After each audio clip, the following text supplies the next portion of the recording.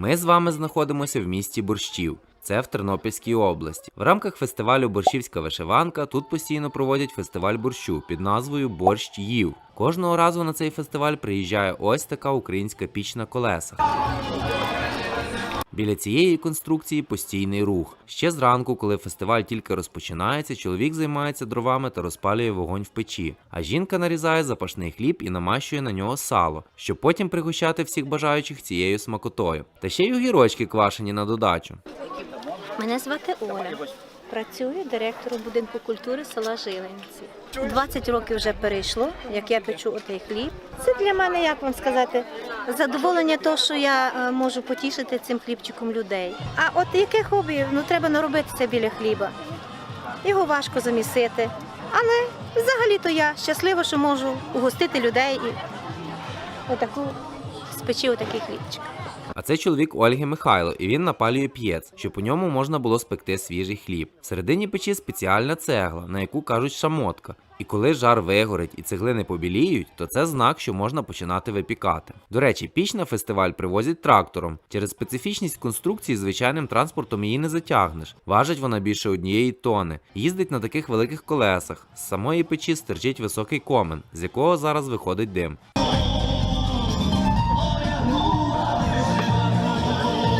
Коли тісто більш-менш піднялося, можна починати формувати хліб. Тісто на дворі підходить не так добре, як вдома. Пишіть нам, хто ще з вас пече вдома хліб? Як ви це робите? Чи у вас є піч? Ось такі форми? Нам ваші коментарі та інформація може знадобитися в майбутньому. Чекаємо також ваших інших доповнень і коментарів під цим відео. Далі всі наші кошики посипаємо борошном, щоб тісто, яке буде в них викисати, не прилипало до стінок. Всього в нас 6 кошичків, бо саме на 6 великих хлібин і розраховані нецьки та об'єм печі. Ось один з кошиків притрушений борошном.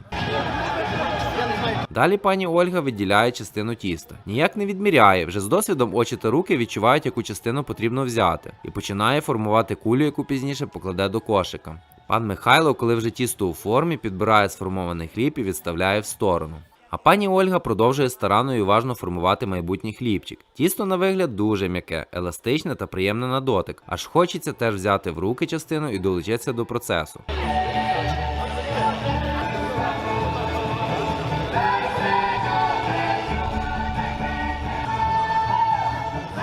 Коли всі форми наповнені, тісто має ще стояти півгодини і підростати. Тим часом нецьки чистяться від залишків тіста. Все, що залишилося, піде для наступної закваски. Ця закваска стоїть до випікання наступного хліба, може стояти аж до місяця. Зберігається вона в холодному місці.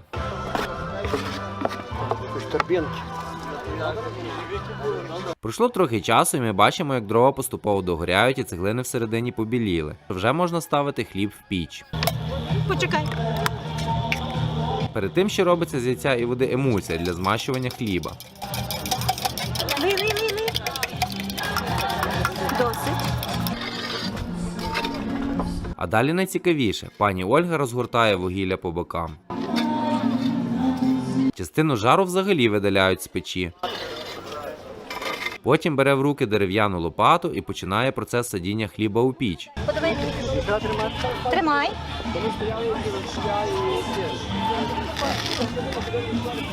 Наразі почекайте, так?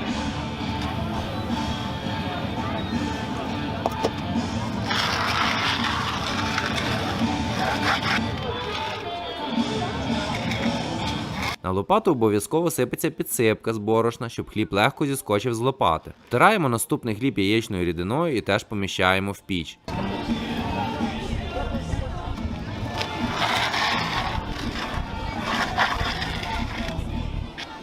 Погодьтеся, процес доволі цікавий і не кожен день таке побачиш. Підходили люди похилого віку і говорили, що ще не так і давно в кожній хаті така піч стояла, правда без колес. І всі користувалися такими конструкціями для того, щоб прожити. Це було ніби серце будь-якої оселі. Цей різновид хліба називається подовий або начерені. Це залежить, як і де називають нижню частину печі, на яку кладеться хліб. Тобто хліб випікається на поді або на черені, без використання форм. До речі, тут це називають по-іншому. Трохи пізніше пані Ольга розповість.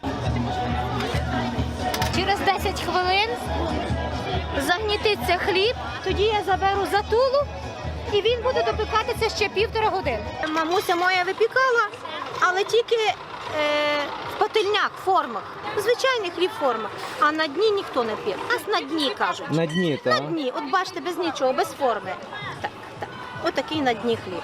Пройшло 10-12 хвилин, пані Ольга привідкрила піч. Хліб всередині загнітився. Такий рум'яний, запашний, їв би вже. Але всередині він зовсім не пропечений, хоч і на вигляд готовий. Тому ще 1,5 години він має ось так допікатися. Тим часом борщ на фестивалі майже доварився, і всі, кому не ліньки, підходили і робили світлини. Навіть гурти прямо зі сцени бігли до 150-літрового казана борщу, щоб всім колективом потриматися за черпак смакоти. На фестивалі було аж 2 таких казана, тому зварили десь 300 літрів.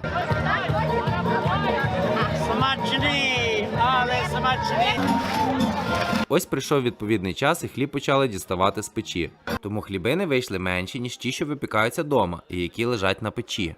Одну зі свіжоспечених хлібин подарували і нам. Хліб на наступний день вдома дуже добре смакував з маслом і до борщу. Кусали хліб і згадували той цікавий фестиваль «Борщівська вишиванка» та «Борщ їв», який ми рекомендуємо вам колись відвідати. Україну варто досліджувати і пізнавати, бо це прекрасно. Не забувайте поширювати відео і ділитися ним з друзями. Дякуємо за перегляд і смачного!